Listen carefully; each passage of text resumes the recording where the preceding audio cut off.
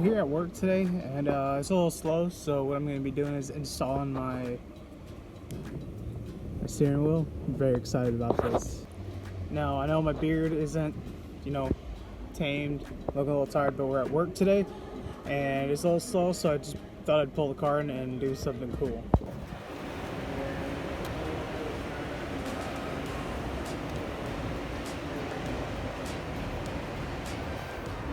So first thing you're going to need to do, I'm kind of working backwards. Yesterday I put this on, haven't got everything in, but you need to move the steering wheel off, your original steering wheel. To do that, you need to have a ratchet, a 1/4 inch extension, and a T30.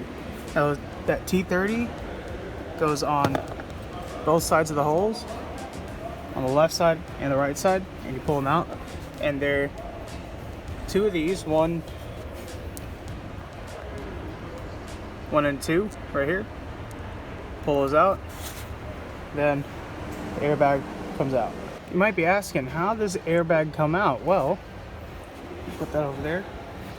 There's this horn power wire, which is a pain, but you just got to work with it, pull it back, try not to break anything on the airbag right where this tab goes, right here, because it goes right into that and slide, and that's the locking tab right there, and that's the one that it powers into. And then you have your airbags. Well, your airbag connectors are a pull style locking tab, which you pull back or pull down, I guess. I don't know. But on both sides, and it releases it, and then out comes the airbag. Up till this step, we've got on how to remove an airbag, and now to remove the steering wheel, you have to undo that big ol' T. It's not a T, it's like a 10 millimeter hex bit. And then these two wires right here need to be kind of be pushed through. Now, don't move your steering wheel around a lot whenever that bolt's loose, or whenever you're sliding the steering wheel out. There's a clock spring in the back, and you don't want to rotate it too much, because if you rotate it a lot, the chances of the clock spring breaking in the back is very high, and you won't know until it's already too late. So try to pull it out straight, and then feed the wires through the bottom, and then under and out. And then remember about that white clip that we got, that little white clip, and then there's a tab underneath that you pick up and pull out.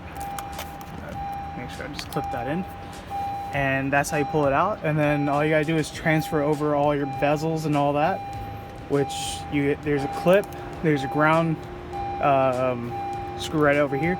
There's 1, 2, 3, 4, I want to say 5, 6, 7, 8 screws holding all this together. That comes out, transfer them over, come back, and then we're right here. All right, got the steering wheel. Steering wheel's in. Haven't changed it out, but I did. The old one's back there, and now I've already grounded it to. It's kind of hard to tell. To that ground right there. This wire goes to right here, grounds out. And now I have this power wire that's gonna get tapped into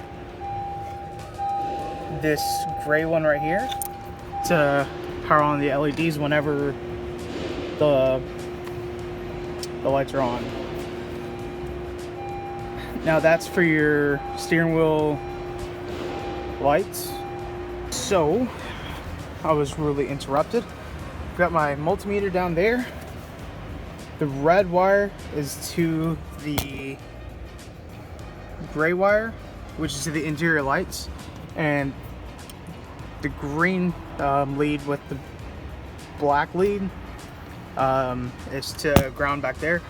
And I haven't found any power wires here that will turn on with the key, but I did find one that stays on with the illumination, interior illumination. So when I do this, that turns on.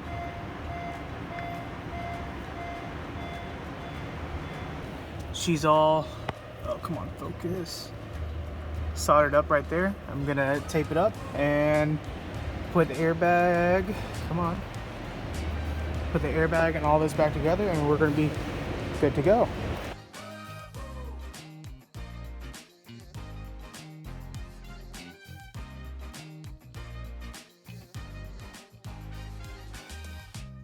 That hooked up, and it's, ooh, where'd it go? Where'd it go? Come on. Plugged in line.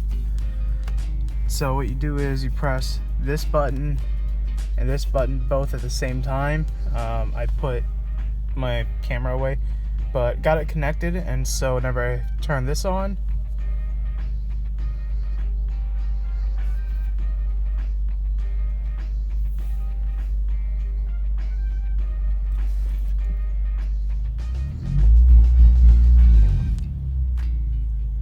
so cool.